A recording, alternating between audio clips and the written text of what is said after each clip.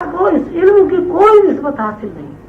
ساتھ اپنے علم کے اعتبار سے، اپنے علیم ہونے کے اعتبار سے مطلق اور یکتا ہے. اللہ کی وہ صفات جو موجودات کو منتقل ہو کر کائنات کے کل پرزے بن گئے، علم واجب کہلاتا ہے. علم واجب سے مراد یہ ہے کہ اللہ تعالیٰ کا وہ علم جو اللہ نے موجودات کو منتقل کر دیا، یعنی اللہ کی ایسی صفات جس کی نسبت موجودات کو حاصل ہے. یہ بات پچھلے اسباق میں وضاحت کے ساتھ بیان کر چکے کہ کائنات کا یکجائی پروگرام ماں اپنے پورے خد و خال کے ساتھ، حرکات و سکنات کے ساتھ، نزول و صعود کے ساتھ، زندگی اور موت کے ساتھ، روح و جسم کے ساتھ، سب کا سب اجتماعی پروگرام اللہ کے ذہن میں موجود تھا اور ہے. اللہ نے جب یہ پسند فرمایا اور یہ چاہا کہ میرے ذہن میں موجود پروگرام موجودات کی شکل میں مظہر بن جائے، تو اللہ نے کن کہہ کر اس پروگرام کو ظاہر کر دیا. وہ پروگرام جو کن سے پہلے اللہ کے ذہن میں موجود تھا، جب کن کے بعد ظاہر ہو گیا تو کائنات وجود میں آ گئی. کن کے بعد اللہ کے ظاہر ہونے والے علم کو علم واجب کہا جاتا ہے. یہی وہ علم ہے جسے علم الاسماء کہا جاتا ہے. جب اللہ نے کائنات کو کن کہہ کر وجود بخشا تو اللہ کے علم کی وہ صفات جو اللہ کے ذہن سے تنزل کر کے، نزول کر کے وجود بنی، وہ تنزل اول ہے یا علم واجب ہے. اس بات کو یوں سمجھا جائے کہ جب اللہ نے اپنے ذہن میں موجود پروگرام کو اپنی مرضی، اپنی منشا اور اپنی مشیت سے الگ کیا اور اس کا مظاہرہ ہوا، تو اس حالت کا نام تنزل اول ہے. تنزل اول کے اسرار و رموز اور تنزل اول میں کائناتی تخلیقی فارمولے، اللہ نے یہ کائنات کیوں بنائی، کائنات بنانے سے کیا منشا ہے، کائنات کی تخلیق میں اللہ کی کیا مشیت ہے، اس کا عکس سابطے میں موجود ہے. سابطے کا ایک رخ اخفا ہے اور دوسرا رخ خفی ہے. اخفا اور خفی وہی رخ ہے جس کو روح اعظم کہا گیا ہے، یا تصوف میں اس کو نسبہ مطلق کہتے ہیں. بات کچھ یوں بنی کہ سابطہ کے اندر اللہ کی 11,000 تجلیوں کا ذخیرہ ہے. جو بندہ اپنے اندر موجود اپنے سابطہ یا اپنے لطیفہ اخفا اور لطیفہ خفی سے واقفیت حاصل کر لیتا ہے، اس کے مشاہدے میں 11,000 تجلیاں آ جاتی ہیں. یہ بات بہت غور طلب ہے کہ سابطہ روح اعظم نسبہ مطلق، جس کو روح مطلق بھی کہا جاتا ہے، انسان کے اندر موجود ہے، کوئی باہر کی چیز نہیں ہے. یہ بالکل الگ بات ہے کہ اپنی چیز سے انسان اپنی چیز سے واقفیت حاصل نہ کرے. سابطہ ہر انسان کے اندر موجود ہے، ہر انسان کے اندر لطیفہ اخفا اور خفی موجود ہے، اور ہر انسان کے اندر اللہ تعالیٰ کی 11,000 تجلیاں ہر لمحے ہر آن نزول کرتی رہتی ہے. بات صرف اس طرف دیکھنے اور تجلیوں کا مشاہدہ کرنے میں ہے. اللہ سب کو توفیق دے اور سیدنا حضور علیہ الصلوۃ والسلام کے وسیلے سے ہر سالک کو، مرید کو اپنے مرشد کی محبت اور عشق عطا کرے. پیر و مرشد جب سابطہ کے اندر اپنے تصور سے اپنی روشنیاں یا اپنے انوار منتقل کر کے خفی اور اخفا کو متحرک کر دیتا ہے، تو مرید کو، سالک کو یہ یقین حاصل ہو جاتا ہے کہ انسان بحیثیت علیم کے اللہ کے علم کا ایک جزو ہے، اور اسے یہ علم بھی حاصل ہو جاتا ہے اور یہ حقیقت بھی اس کے اوپر منکشف ہو جاتی ہے کہ بحیثیت علیم کے انسان کل ذات کے ساتھ وابستہ ہے. لیکن کیونکہ انسان بھی جزوی طور پر علیم ہے، اسے اللہ کے اس علم کا مشاہدہ ہو جاتا ہے. جو علم اسے پہلی نسبت یعنی تنزل اول کی شکل میں منتقل ہوا تھا، سابطہ کے اندر اللہ تعالیٰ کی 11,000 تجلی کو، عکس کو، علم کو تصوف کی اصطلاح میں غیب اخوان کہتے ہیں. کسی بھی علم کو حاصل کرنے کے لیے یہ بات بس ضروری ہے کہ انسان دوسری باتوں سے خالص ذہن ہو کر کسی ایک نقطے پر اپنے ذہن کو مرکوز کر دے.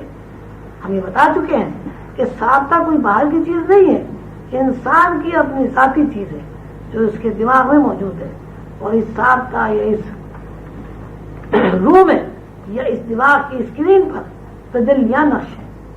یوں کہیے کہ انسان دراصل روح اعظم کی حیثیت میں ایک یادداشت رکھتا ہے. اس یادداشت کو اگر وہ یاد کرنا چاہے، دیکھنا چاہے، پڑھنا چاہے اس یادداشت کے فیوز سے خود کو فیضیاب کرنا چاہے تو اسے اس طرح متوجہ ہونا پڑے گا، اور تصوف میں متوجہ ہونے کا اول آخر اور آزمودہ طریقہ مراقبہ ہے۔ مراقبے میں جیسے جیسے انہماک پیدا ہوتا چلا جاتا ہے، یعنی مراقبے کے ذریعے جتنی زیادہ توجہ مرکوز ہوتی رہتی ہے، اسی مناسبت سے اس یادداشت کو پڑھنے پر قدرت حاصل کر لیتا ہے۔ مراقبے میں اس کی توجہ اتنی مرکوز ہو جاتی ہے کہ وہ یادداشت اس کے ادراک میں آ جائے تو وہ سابقے میں موجود 11,000 تجلیات کا مشاہدہ کر لیتا ہے۔ مراقبے میں ذہن اور زیادہ مرکوز ہو جائے تو سابقہ کے اندر 11,000 تجلیات کے نقوش خواب میں نظر آ جاتے ہیں، اور زیادہ ہی دماغ پیدا ہو جائے تو 11,000 تجلیات سالک کھلی آنکھوں سے دیکھ لیتا ہے۔ اس یادداشت تک رسائی حاصل کرنے کے لیے بنیادی بات یہ ہے کہ نیند پر کنٹرول حاصل کیا جائے۔ 24 گھنٹے میں زیادہ سے زیادہ 2.5 گھنٹے سونے والا بندہ سابقہ کے اندر اللہ کی 11,000 تجلیوں کا مشاہدہ کر لیتا ہے۔ یہ بات بالکل سامنے کی ہے کہ انسان جاگنے کے بعد سو جاتا ہے اور سونے کے بعد جاگتا ہے۔ جتنا کوئی آدمی سوتا ہے، یعنی جتنے گھنٹے وہ سونے کی عادت ڈال لیتا ہے، اسی مناسبت سے نیند اس کی طبیعت کا تقاضا بن جاتی ہے۔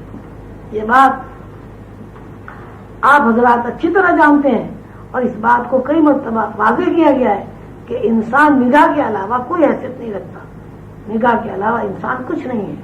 اس طرح انسان کے اندر نگاہ بیداری میں کام کرتی ہے، اسی طرح نگاہ سونے کی حالت میں کام کرتی رہتی ہے۔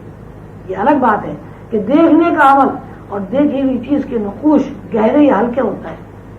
نقوش جب گہرے ہوتے ہیں تو دیکھی ہوئی چیز زیادہ واضح طور پر ذہن کی اسکرین پر محفوظ رہتی ہے، خواہ وہ دیکھنا بیداری میں ہو یا خواب میں ہو۔ انسان کے ذہن کی یہ عادت ہے کہ وہ گہرے نقوش کو یاد رکھتا ہے اور ہلکے نقوش کو بھلا دیتا ہے۔ کسی بات کو سمجھنے، جاننے اور اس بات کی حقیقت کو تلاش کرنے کے لیے ضروری ہے کہ ہم اس بات کی طرف اپنی تمام تر ذہنی صلاحیتوں کے ساتھ متوجہ ہوں، اور اس بات سے متعلق جتنے عوامل ہیں، جتنے محرکات ہیں، ان سے آگاہی حاصل کی جائے۔ اللہ تعالیٰ کی ذات سے متعارف ہونے، اللہ کی ذات کو جاننے اور اللہ تعالیٰ کی صفات سے آگاہ ہونے کے لیے اللہ کی تخلیق کی ہوئی کائنات میں تفکر کرنا لازمی امر ہے۔ اس لیے کہ مصور تصویر سے پہچانا جاتا ہے۔ ایک آرٹسٹ جب تصویر بناتا ہے تو وہ اپنی تصویر سے پہچانا جاتا ہے۔ آرٹسٹ تصویر کاغذ پر بناتا ہے، یہ کینوس پر بناتا ہے، لیکن اللہ تعالیٰ کی جو کائناتی تصویر ہے وہ کینوس اور کاغذ پر نہیں بنائی جاتی، اس کا تعارف مصور کے حیثیت سے نہیں کرایا جا سکتا۔ یعنی کسی مصور کو اس وقت مصور کہہ سکتے ہیں جب اس کی تخلیقات ہمارے سامنے ہوں۔ یہی حال خالق کائنات کا ہے۔ خالق کو پہچاننے اور خالق کی صفات سے وقوف حاصل کرنے کے لیے مخلوق کا پہچاننا اور تخلیقی فارمولے سے واقفیت حاصل کرنا ضروری ہے۔ ہم جب کائنات کے بارے میں تفکر کرتے ہیں تو ہمیں 2 باتوں یعنی بنیادی باتوں کا سراغ ملتا ہے۔ ایک یہ ہے کہ کائنات کے اندر زندگی رواں دواں ہے، ساتھ ہی یہ کہ زندگی کسی کے تابع ہے۔ افراد کائنات کو زندہ رکھنے والی شے جب تک فرد کو زندگی منتقل کرتی رہتی ہے، فرد متحرک رہتا ہے، اور یہ شے فرد سے اپنا رشتہ توڑ لیتی ہے تو فرد زندگی کھو دیتا ہے۔ یہ ایک ایسا عمل ہے جو تمام کائنات میں اور افراد کائنات میں جاری و ساری ہے۔ اس شے کا نام تصوف یا روحانیت میں روح ہے۔ روح کیا ہے؟ اللہ تعالیٰ کے ذہن سے نکلا ہوا ایک علم ہے، ایک لفظ ہے۔